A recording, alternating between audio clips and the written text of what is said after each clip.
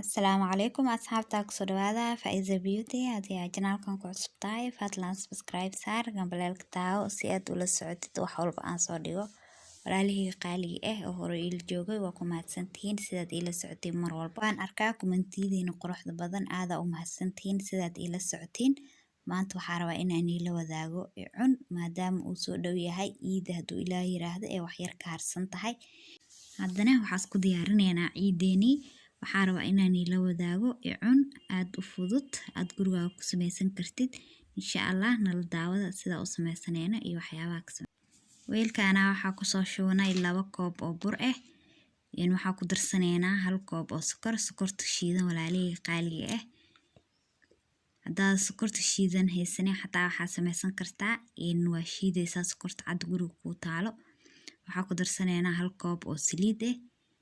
saliid kulli ma wada shubanayna wax yar kor ugu soo darsanaynaa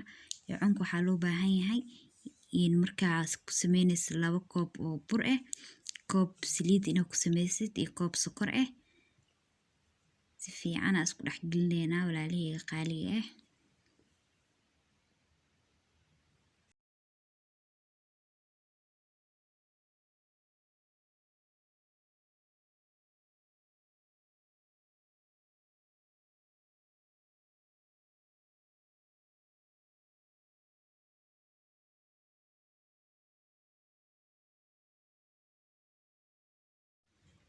hadda waxaa kor kaga soo darsanaynaa saliideena kaleeto walaalihayga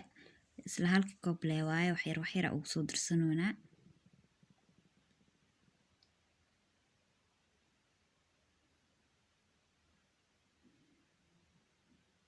maasha Allah u jeediin waa kaasa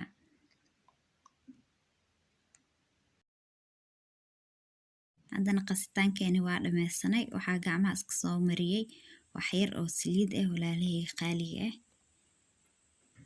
taas oo kuskuusaysaa maasha Allah kadib saas yeelaysaa ma la rabo inuu dildilaac ka yeeshto geesaha maasha